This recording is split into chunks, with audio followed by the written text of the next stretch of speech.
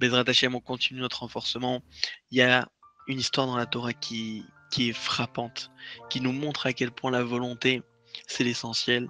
Et donc, le travail de la volonté, les 30 minutes qu'on est en train de travailler ensemble, de découvrir ensemble, qui sont essentiels.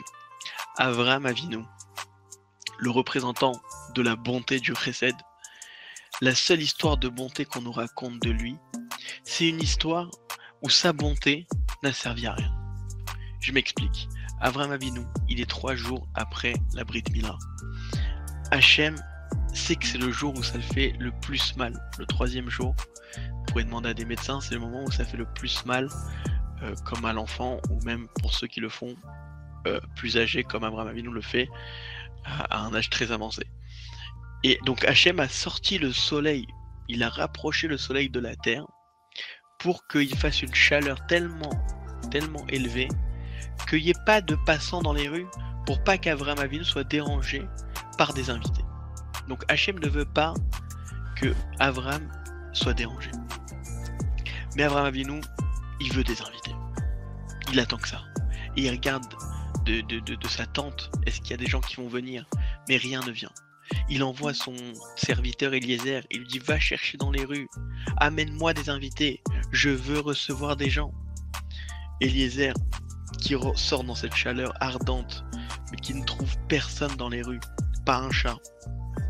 Il revient voir Abraham et dit il n'y en a pas, il n'y a pas d'invités, il n'y a personne. Et Avraham Avinu, il dit mais je veux des invités, je veux des invités. Et la seule arme qu'il avait Avraham Avinu à ce moment-là, pour accomplir son souhait, c'était de vouloir. Et Avraham Avinu, il veut des invités. Hachem, je veux tellement recevoir des gens. Je m'en fous d'avoir mal. Je veux des invités, je veux faire du chesed. C'est toute ma nature, c'est toute mon entité, je veux des invités. Et Hachem, il se retrouve à un dilemme. Hachem a tout fait pour qu'Avraham Avinu n'ait pas d'invités. Mais Avraham, il veut tellement que Hachem, il prend 3 anges de son trône céleste, il dit mais déguisez-vous en être humain, descendez. Mon fils, il veut des invités, on n'a pas le choix, allez. Et il envoie ses anges déguisés en être humain. Et après, on connaît toute l'histoire qu'Avraham Avinu les reçoit et il a réussi son challenge de recevoir des invités. Alors que ce qui est fou, c'est que Dieu avait tout mis en place pour qu'il n'y ait pas d'invités. C'est-à-dire que là, on parle d'un cas où la personne, elle veut quelque chose qui n'est pas possible. Elle veut quelque chose de surhumain. Même Dieu, il a tout fait en place pour que ça ne se passe pas. Mais à la force de volonté, Avraham Avinu, il a eu ce qu'il voulait. Et ce qui est fou, c'est qu'il pouvait pas agir, il pouvait rien faire. Il y a personne dans les rues. Il y a personne dans les rues. Et ça, cet exemple, il est pour nous montrer la force de la volonté. T'as pas compris. N'essaye pas de comprendre comment tu vas agir. N'essaye pas de comprendre comment ça va se faire. Toi, ta part, c'est de vouloir. Et Avraham Avinu, il le savait ça. Et donc, il s'est concentré à vouloir. Où l'homme, il veut aller, on l'y emmène. Hachem, t'inquiète pas, il va se débrouiller pour l'action. Il va se débrouiller pour l'action. Il trouvera, il va t'envoyer des anges, il va t'envoyer... Il peut tout faire. Il a aucun problème par rapport à ça. Et c'est ça qui est énorme dans ce travail de la volonté, c'est que on est égaux. Tout le monde est à la même force pour devenir un géant. Il n'y a personne qui est plus avancé que l'autre. Tu me dis, mais lui, Baba Saleh, il est né au Maroc, il était avec une famille de saints depuis la naissance. Mais même Baba Saleh, ou quelqu'un qui est né en cité, en France, la seule force qu'il a, c'est la volonté. Et encore plus, de cette histoire, on voit que justement, celui qui a moins de possibilités d'agir, c'est lui en vérité qui a la plus grande possibilité de faire des choses énormes. Parce que Avraham Avinu, il avait aucune chance d'y arriver. Et c'est ça qui l'a poussé à vouloir. Pareil, tu sais pourquoi Dieu il t'empêche de réussir? Parce qu'il veut que tu y arrives. Et c'est qu'en t'empêchant que tu vas y arriver, parce qu'il sait que la seule force qu'on a, c'est la volonté. C'est pour ça qu'il te bloque. N'essaye pas de comprendre Dieu, mais pourquoi? Ça fait des années, j'arrive pas. T'as pas compris. Hachem, il te bloque pour que tu y arrives justement. Pour que tu ne crois pas en tes forces, en ton action, mais que tu crois que en ta volonté, en ta prière. Et il faut savoir que la prière, c'est ça. C'est-à-dire que nous, on se trompe quand on vient devant Hachem, on pense que prier, bah, c'est faire des demandes, des demandes, des demandes. On a appris que justement, pour les choses matérielles, alors oui, tu pourras faire des demandes.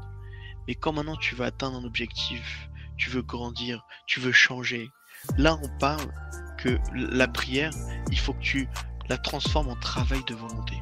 Parce que toi, ce qu'on attend de toi pour y arriver, c'est de vouloir.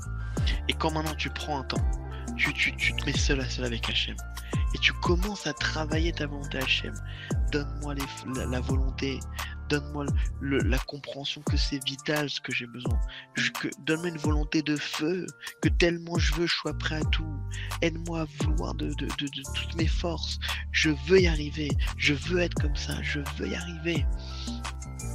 Et c'est à ce moment-là où tu peux espérer l'action, où tu peux espérer un changement dans ta vie. Parce que où l'homme il veut aller, on l'y emmène. Une fois que la seule raison pour laquelle tu n'y es pas encore, c'est un manque de volonté.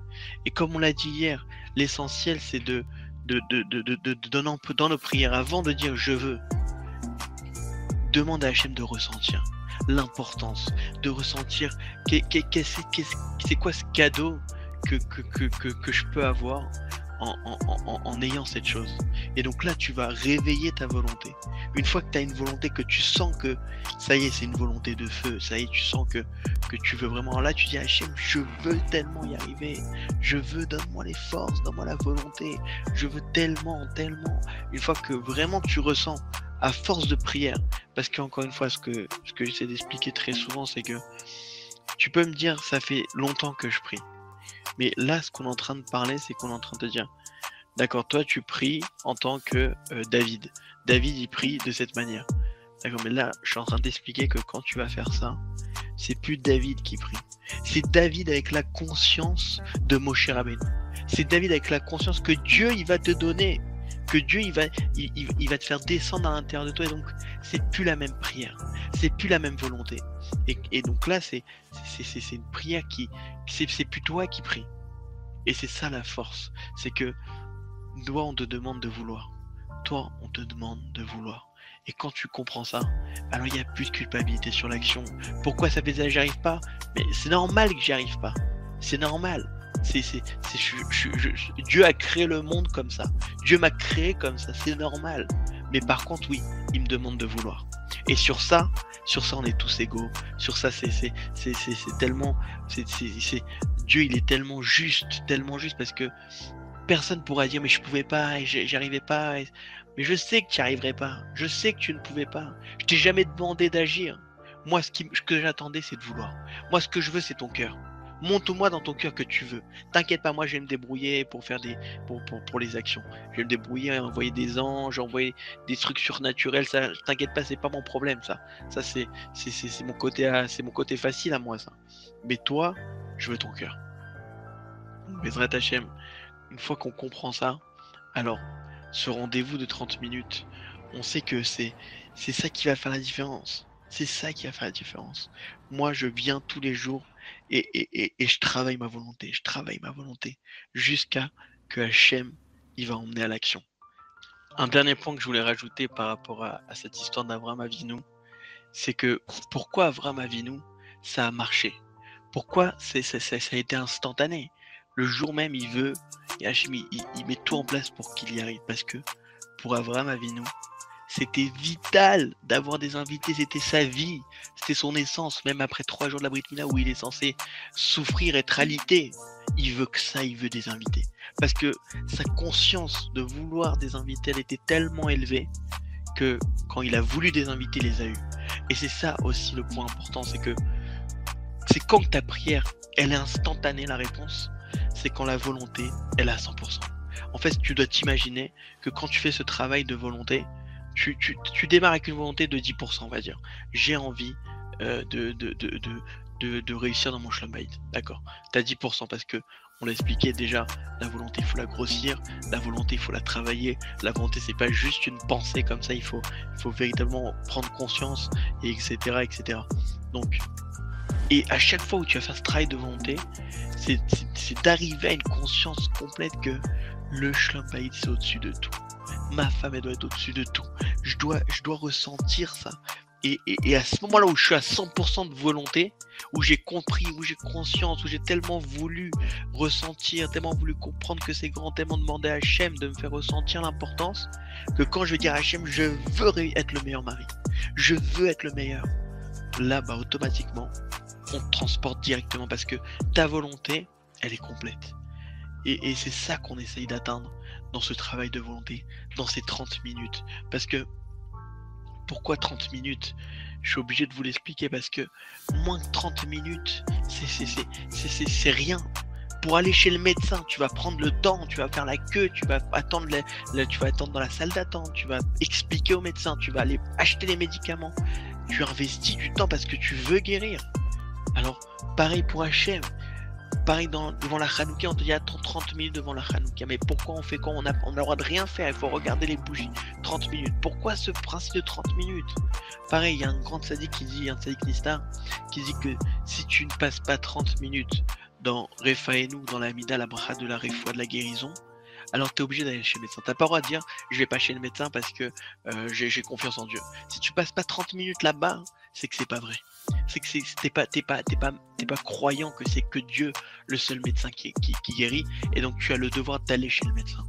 Donc on voit que ce 30 minutes là, c'est un message des tzadikim qui nous dit prends un temps conséquent, parce que moins que 30 minutes c'est trop peu. Il faut que tu en veuilles vraiment, tu veux que tu investisses vraiment, et tu vas voir la différence. Quand tu investisses plus de temps, tu vas voir la différence dans tes prières, dans ton travail de volonté.